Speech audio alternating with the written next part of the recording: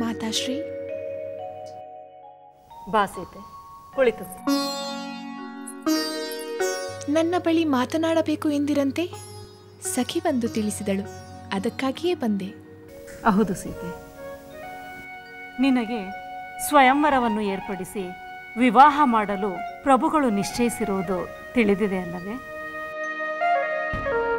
ತಿಳಿದಿದೆ ಮಾತಾಶ್ರೀ.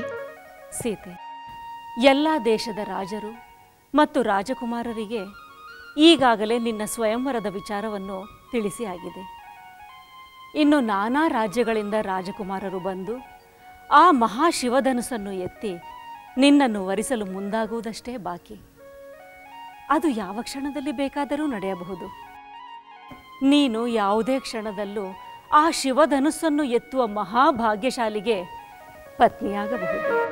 ಮಾತಾಶ್ರೀ, ನೀವೆಲ್ಲರೂ ಗುರುಹಿರಿಯರು ನಿಶ್ಚಯಿಸಿದಂತೆ ಆ ಸ್ವಯಂವರದಲ್ಲಿ ನನ್ನ ಪಾಲಿಗೆ ಏನು ನಡೆಯುತ್ತದೋ ಅದನ್ನು ಸ್ವೀಕರಿಸುವ ಕರ್ತವ್ಯ ನನ್ನದು ಎಂದು ತಿಳಿದಿರುವೆ. ನಿನ್ನ ಗುಣ ಏನೆಂದು ನನಗೆ ಗೊತ್ತು ಸೀತೆ. ನೀನು ಯಾವಾಗಲೂ ಎಲ್ಲರಿಗೂ ಒಳ್ಳೆಯದನ್ನೇ ಬಯಸುವವಳು. ನಿನಗೆ ಒಳ್ಳೆಯದೇ ಆಗುತ್ತದೆ. ಸ್ವಯಂವರದಲ್ಲಿ ಸಕಲ ಸದ್ಗುಣಗಳಿಂದ ಪರಾಕ್ರಮದಿಂದ ಮಹಾಪುರುಷೋತ್ತಮನೆನಿಸಿಕೊಂಡವನ ಪತ್ನಿಯೇ ನೀನಾಗಬೇಕೆಂದು ನಾನು ಹಗಲಿರುಳು ಪ್ರಾರ್ಥಿಸುವೆ. ಅದು ಹಾಗೆಯೇ ಆಗುತ್ತದೆ ಎಂದು ನನಗೆ ನಂಬಿಕೆ ಇದೆ.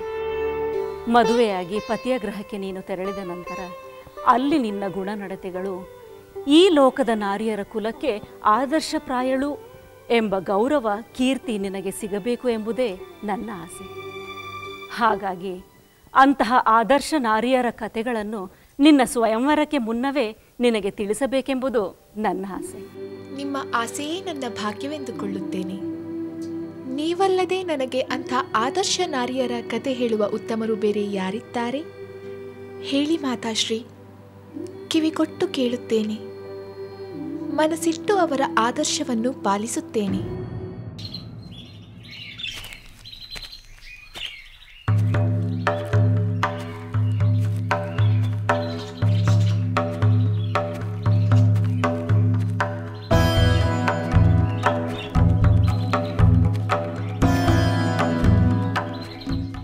ಗುರುಗಳೇ, ಈ ಪ್ರದೇಶ ಇಷ್ಟೊಂದು ನಿರ್ಜನವಾಗಿದೆ. ವಿಚಿತ್ರವಾದ ಇಲ್ಲಿಯ ನೀರವತೆ ಭಯ ಮತ್ತು ಆತಂಕ ಹುಟ್ಟಿಸುವಂತಿದೆ. ಯಾವುದೇ ಪ್ರದೇಶ ಗುರುಗಳೇ? ಯಜ್ಞಗಳನ್ನು ನಾಶ ಮಾಡಿ ಅನವರತ ಋಷಿಮುನಿಗಳಿಗೆ ತೊಂದರೆ ಕೊಡುತ್ತಿರುವ ತಾಟಕಿ ಎಂಬ ರಾಕ್ಷಸಿ ಇರುವ ಪ್ರದೇಶ. ಅಗಸ್ತ್ಯರ ಶಾಪಕ್ಕೆ ಗುರಿಯಾದ ಯಕ್ಷಿಣಿ ನರಭಕ್ಷಕ ರಾಕ್ಷಸಿಯಾಗಿ ರೂಪಾಂತರಗೊಂಡು ಸರ್ವಜನರಿಗೂ ತೊಂದರೆ ಕೊಡುತ್ತಿದ್ದಾಳೆ. ರಾಮ, ತಾಟಕಿ ಸ್ತ್ರೀ ಎಂಬ ಕರುಣೆಯಿಂದಾಗಲಿ ಸ್ತ್ರೀಯನ್ನು ಕೊಲ್ಲುವುದು ಧರ್ಮ ವಿರುದ್ಧವಾಗುತ್ತದೆ ಎಂಬ ನಿಲುವನ್ನು ತಾಟಕಿಯ ವಿಷಯದಲ್ಲಿ ನೀನು ತಾಳಬೇಡ. ಏಕೆಂದರೆ ದುಷ್ಟ ಸ್ತ್ರೀಯ ವಧೆಗೆ ಇವಳು ಅರ್ಹಳಾಗಿದ್ದಾಳೆ. ದುಷ್ಟರನ್ನು ಸಂಹರಿಸಿ ಶಿಷ್ಟರನ್ನು ರಕ್ಷಿಸುವುದು ರಾಜಧರ್ಮ. ಆದ್ದರಿಂದ ನೀನು ತಾಟಕಿಯನ್ನು ಸಂಹರಿಸಿದಲ್ಲಿ ರಾಜಧರ್ಮವನ್ನು ಕಾಪಾಡಿದಂತೆಯೇ ಆಗುತ್ತದೆ. ಮಹರ್ಷಿಗಳೇ, ಅಯೋಧ್ಯೆಯಲ್ಲಿ ವಸಿಷ್ಠರಾದಿಯಾಗಿ ಮಹಾಮುನಿಗಳ ಮಧ್ಯದಲ್ಲಿ ನನ್ನ ತಂದೆಯವರಾದ ದಶರಥ ಮಹಾರಾಜರು ನನಗೆ ವಿಶ್ವಾಮಿತ್ರರ ಮಾತನ್ನು ಕೇಳಬೇಕು, ಅವರು ಹೇಳಿದಂತೆಯೇ ನೀನು ನಡೆಯಬೇಕು ಎಂದು ಆಜ್ಞೆ ಮಾಡಿದ್ದಾರೆ. ಪಿತೃವಾಕ್ಯ ಪರಿಪಾಲನೆ ಮಾಡುತ್ತಾ ಪ್ರಜಾಪಾಲನೆಗಾಗಿ ಈ ತಾಟಕಿಯ ವಧೆಯನ್ನು ತಮ್ಮ ಆಣತಿಯಂತೆ ಖಂಡಿತವಾಗಿಯೂ ಮಾಡುತ್ತೇನೆ.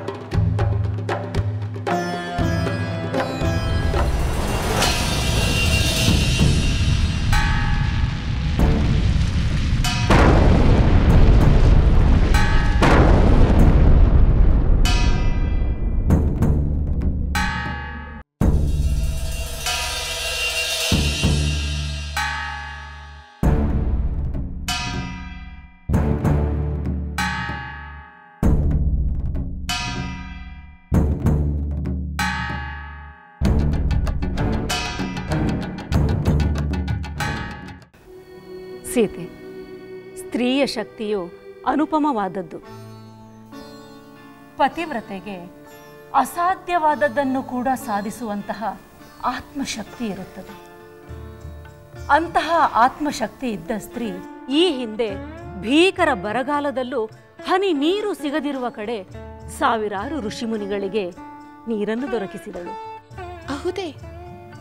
ಸ್ತ್ರೀಯೊಬ್ಬಳು ತನ್ನ ತಪಶಕ್ತಿಯ ಮೂಲಕ ಋಷಿಮುನಿಗಳಿಗೆ ನೀರಿನ ಕೊರತೆಯನ್ನು ನೀಗಿದರು ಎಂದರೆ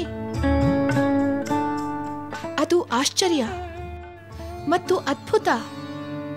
ಆ ಮಹಾನಾರಿ ಯಾರೆಂದು ನೀವು ನನಗೆ ಹೇಳುವಿರಾ ಮಾತಾಶ್ರೀ? ಹೇಳುತ್ತೇನೆ. ಅತ್ರಿ ಮಹರ್ಷಿಗಳ ಪತ್ನಿ ಅನಸೂಯಾ ದೇವಿಯೇ ಆ ಮಹಾ ತಪಸ್ವಿನಿ ಹಾಗೂ ಮಹಾಪತಿವ್ರತೆ. ಒಮ್ಮೆ ಬಹಳ ಹಿಂದೆ 12 ವರ್ಷಗಳ ಕಾಲ ಭೀಕರ ಬರಗಾಲ ಉಂಟಾಗಿ ಗಂಗೆಯ ನೀರು ಸಹ ಋಷಿಮುನಿಗಳಿಗೆ ಲಭ್ಯವಾಗದಂತಾಯಿತು. ಅಂತಹ ಸಂದರ್ಭದಲ್ಲಿ ತನ್ನ ಪತಿವ್ರತಾ ಶಕ್ತಿಯ ಪ್ರಭಾವದಿಂದ ಹಾಗೂ ತನ್ನ ತಪಸ್ಸಿನ ಪ್ರಭಾವದಿಂದ ಋಷಿಮುನಿಗಳಿಗೆ ನೀರು ದೊರಕುವಂತೆ ಮಾಡಿದಳು. ಮಾತಾಶ್ರೀ, ಅನಸೂಯಾ ದೇವಿ ನೀರನ್ನು ಉತ್ಪತ್ತಿ ಮಾಡಿದಳೆ ಅಥವಾ ತಾನೇ ನದಿಯಾಗಿ ಹರಿದಳೆ? ಇಲ್ಲ ಸೀತೆ, ಅನಸೂಯಾ ದೇವಿ ತನ್ನ ಪ್ರಾರ್ಥನೆಯಿಂದ ಆ ಗಂಗೆಯನ್ನೇ ಒಲಿಸಿಕೊಂಡಳು.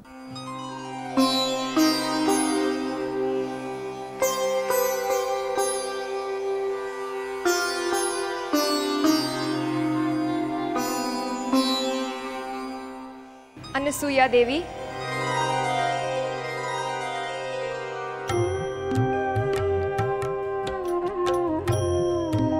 ಅನಸೂಯಾ ದೇವಿ, ನಿನ್ನ ಪ್ರಾರ್ಥನೆಯಿಂದ ನನಗೆ ಅತ್ಯಂತ ಸಂತೋಷವಾಗಿದೆ. ನನ್ನಿಂದ ಏನಾಗಬೇಕೆಂದು ತಿಳಿಸು, ಅದನ್ನು ಖಂಡಿತ ನೆರವೇರಿಸಿಕೊಡುತ್ತೇನೆ. ಭೀಕರ ಬರಗಾಲಕ್ಕೆ ಸಿಲುಕಿ ಋಷಿಮುನಿಗಳ ಜೀವನ ದುರ್ಬಲವಾಗಿದೆ. ಅವರಿಗೆ ಅಗತ್ಯವಾದ ಜಲವನ್ನು ನೀವು ಈ ಪ್ರದೇಶದಲ್ಲಿ ನದಿಯಾಗಿ ಹರಿಯುತ್ತಾ ಕೃಪೆ ಮಾಡಬೇಕು ತಾಯಿ, ಕೃಪೆ ಮಾಡಬೇಕು. ದೇವಿ ಅನಸೂಯ, ನಿನ್ನ ಕೋರಿಕೆಯನ್ನು ನಿರಾಕರಿಸಲು ನನ್ನಿಂದ ಸಾಧ್ಯವಿಲ್ಲ. ನಾನು ಹೆಚ್ಚಾಗಿ ಈ ಪ್ರದೇಶದಲ್ಲಿರುವ ಋಷಿಮುನಿಗಳಿಗಾಗಿ ಅಗತ್ಯವಾದ ನೀರನ್ನು ನದಿಯ ರೂಪದಲ್ಲಿ ಒದಗಿಸಿಕೊಡುತ್ತೇನೆ. ಆದರೆ ಅದಕ್ಕೆ ನಿನ್ನಲ್ಲಿ ನಾನು ಒಂದು ಕೋರಿಕೆಯನ್ನು ಕೇಳಿಕೊಳ್ಳುತ್ತೇನೆ. ಅದನ್ನು ನೀನು ಖಂಡಿತ ನೆರವೇರಿಸಿಕೊಡಬೇಕು. ಅಗತ್ಯವಾಗಿ ನಿಮ್ಮಿಂದ ಋಷಿಮುನಿಗಳಿಗೆ ಜಲ ದೊರೆಯುತ್ತದೆ ಎನ್ನುವುದಾದರೆ ನಿಮ್ಮ ಎಂತಹ ಕೋರಿಕೆ ಇದ್ದರೂ ನಾನು ಸಂತೋಷದಿಂದ ಈಡೇರಿಸುತ್ತೇನೆ. ಹಾಗಾದರೆ ನೀನು ನಿನ್ನ ತಪಶಕ್ತಿಯನ್ನು ನನಗೆ ಧಾರೆ ಎರೆದು ಕೊಡುವೆಯಾ?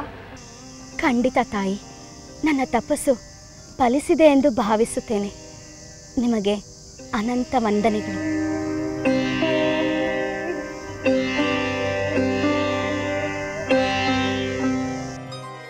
ತಾವು ಹೇಳಿದ ಅನಸೂಯಾ ದೇವಿಯ ಕಥೆಯನ್ನು ಕೇಳಿ ನನಗೆ ಬಹಳ ಸಂತೋಷವಾಯಿತು. ಸತಿಯಾದವಳು ತನ್ನ ನಿರ್ಮಲವಾದ ಪತಿಭಕ್ತಿಯಿಂದ ತಪಸ್ಸಿನಿಂದ ಎಂತಹ ಶಕ್ತಿ ಬೇಕಾದರೂ ಪಡೆಯಬಹುದು ಎಂದು ತಿಳಿಯಿತು. ಹೌದು ಸೀತೆ, ಸ್ತ್ರೀಯಾದವಳು ತನ್ನ ಸದ್ಗುಣದಿಂದ ತನ್ನ ಪಾಲಿನ ಧರ್ಮವನ್ನು ಪಾಲಿಸುವುದರಿಂದ ಎಂತಹ ಸಂಕಷ್ಟಕ್ಕೂ ಪರಿಹಾರವನ್ನು ನೀಡಬಹುದು ಎಂಬುದು ನಿನಗೂ ತಿಳಿದಿರಲಿ ಎಂದೇ ನಿನಗೆ ನಾನು ಈ ಕಥೆಯನ್ನು ಹೇಳಿದೆ. ಮಾತಾಶ್ರೀಯವರೇ, ನಾನು ಈ ಮಹಾಸತಿಯರ ಬಗ್ಗೆ ಇನ್ನಷ್ಟು ಕೇಳಲು ಬಯಸುತ್ತೇನೆ. ಆಗಲಿ ಸೀತೆ, ನಿನ್ನ ಸ್ವಯಂವರ ಆಗುವವರೆಗೂ ಇಂತಹ ಮಹಾನ್ ಸತಿಯರ ಕಥೆಗಳನ್ನು ನಾನು ನಿನಗೆ ಹೇಳುತ್ತಲೇ ಇರುತ್ತೇನೆ. ಇದನ್ನೆಲ್ಲ ಕೇಳಿದ ಆದರ್ಶ ನಾರಿ ನೀನಾದ ಮೇಲೆ ನಿನ್ನನ್ನು ಮದುವೆಯಾಗುವವನು ಸಾಮಾನ್ಯನಾಗಿರುವುದಿಲ್ಲ, ಆತ ಮಹಾಪುರುಷನಾಗಿರುತ್ತಾನೆ.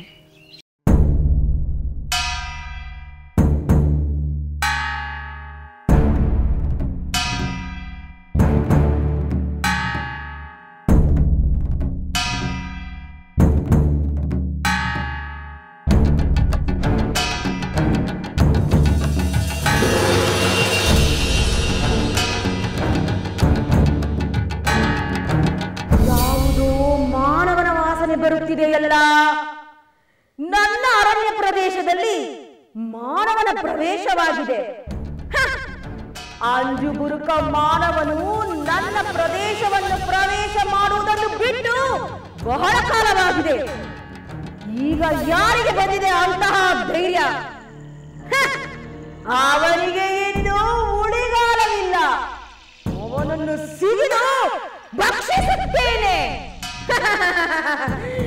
ಇಂದು ನನಗೆ ಹಬ್ಬ ಹಬ್ಬ.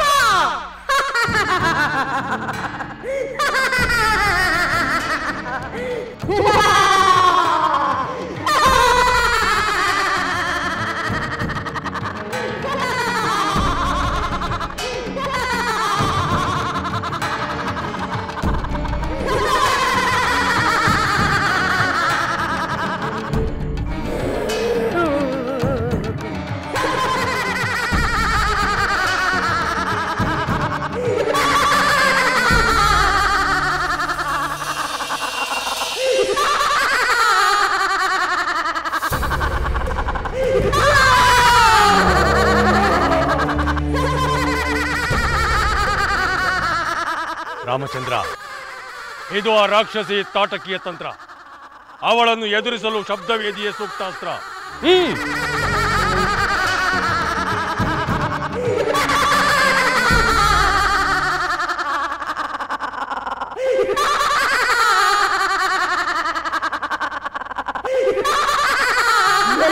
ಮಾನವರೇ, ನನ್ನ ನಿದ್ರೆಗೆ ಭಂಗ ತಂದ ನಿಮ್ಮನ್ನು ಈಗಲೇ ಕೊಂದು ನನ್ನ ಹಸಿವೆಯನ್ನು ನೀಗಿಸಿಕೊಳ್ಳುತ್ತೇನೆ.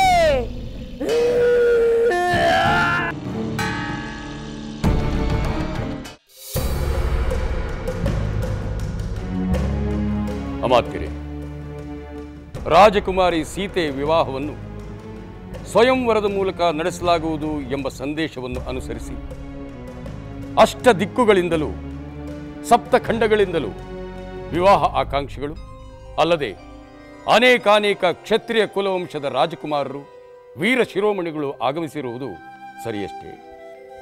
ಹೌದು ಮಹಾಪ್ರಭು.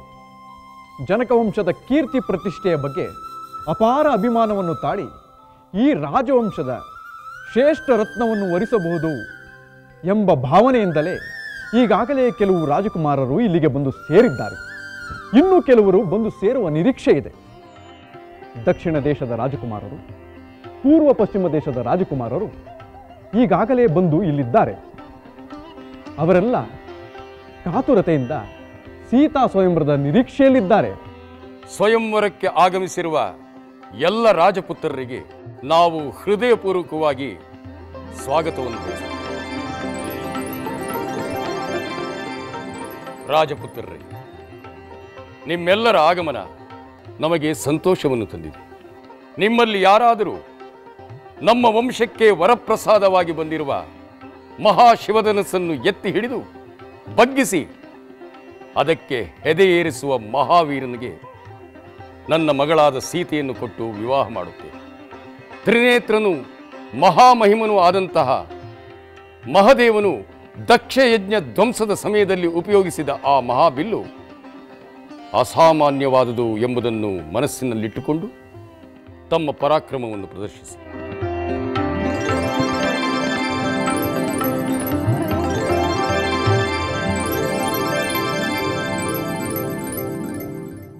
ಎಲೈ ಮಾನವರೇ, ನನ್ನ ನಿದ್ರೆಗೆ ಭಂಗ ತಂದ ನಿಮ್ಮನ್ನು ಈಗಲೇ ಕೊಂದು ನನ್ನ ಹಸಿವೆಯನ್ನು ನೀಗಿಸಿಕೊಳ್ಳುತ್ತೇನೆ. ಸಹೋದರ ರಾಮಚಂದ್ರ, ಅವಳು ನಮ್ಮನ್ನೇ ಕೊಂದು ತಿನ್ನುವೆ ಎನ್ನುತ್ತಿದ್ದಾಳೆ. ಅವಳು ನಮ್ಮ ಸಮೀಪಕ್ಕೆ ಬರುವುದಕ್ಕೆ ಮುಂಚೆ ಅವಳನ್ನು ಸಂಹರಿಸುವುದೇ ಸೂಕ್ತ.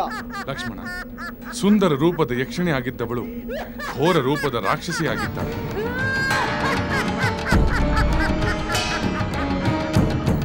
ಇವಳು ರಾಕ್ಷಸಿ ಆಗಿದ್ದರೂ ಸ್ತ್ರೀ ಎನ್ನುವ ಒಂದೇ ಕಾರಣಕ್ಕೆ ಇವಳ ಕಿವಿ ಮೂಗು ಕತ್ತರಿಸಿ ಹಿಂದಿರುಗಿ ಹೋಗುವಂತೆ ಮಾಡುತ್ತಾನೆ.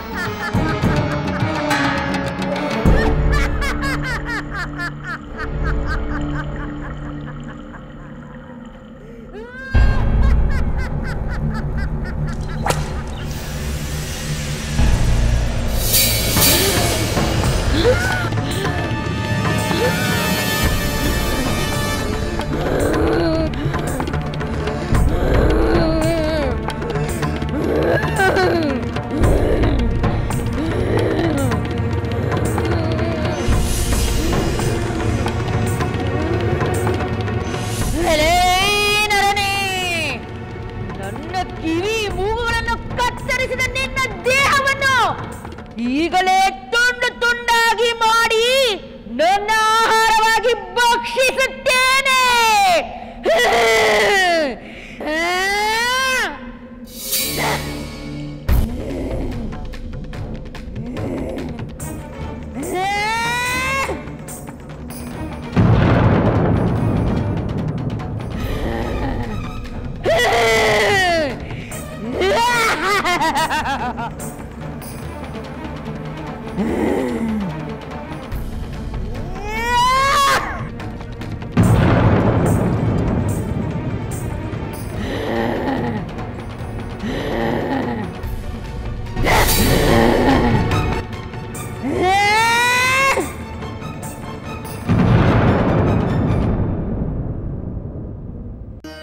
ರಾಜಪುತ್ರರೇ, ಶಿವಧನಸ್ಸಿನ ಮಹಿಮೆ ಏನೆಂಬುದು ಈಗಾಗಲೇ ನಿಮಗೆ ತಿಳಿಯಿತು.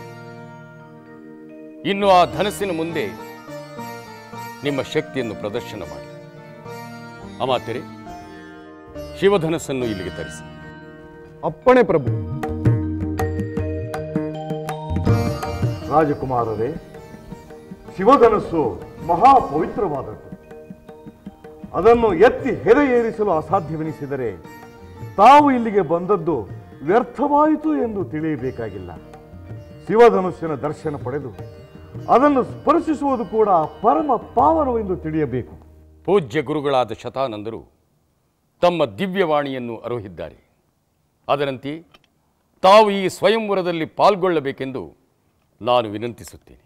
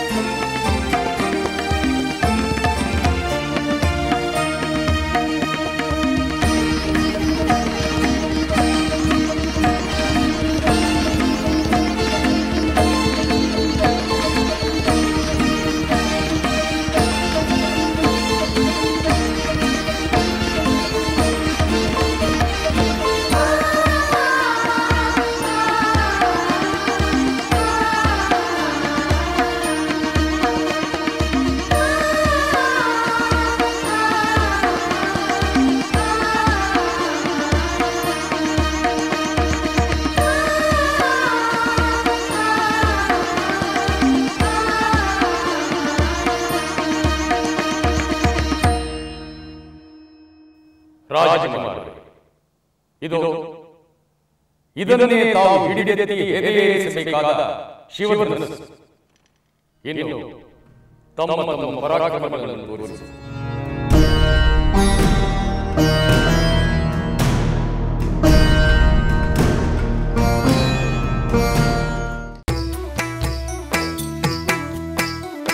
ಲಂಕೆಯಲ್ಲಿನ ದುರುಳ ದರ್ಪವು ಸೀತೆ ಸಹನೆಗೆ ಸೋತಿತು. ಅಂತ್ಯ ಇರದ ಅಸುರ ಕುಲವು ರಾಮ ಬಾಣಕ್ಕೆ ಅಡಗಿತು. ದೂರವಿರಲಿ ಸನಿಹವಿರಲಿ ರಾಮ ಹೃದಯ ನಿವಾಸಿನಿ. ಯುಗವು ಯುಗವು ಸಾಗಲಿ ಅಕಳಂಕ ಪ್ರೇಮ ಪ್ರಬೋಧಿನಿ. ಅಮರ ಗಾಧೆ ಧರಣಿ ಜಾತೆ ಸಾಧ್ವೆ ಸೀತೆ ಸುಚರಿತೆ. ಸಹನ ಶಕ್ತಿ ಪತಿಯ ಭಕ್ತಿ ಲೋಕಮಾನ್ಯ ವಂದಿತೆ.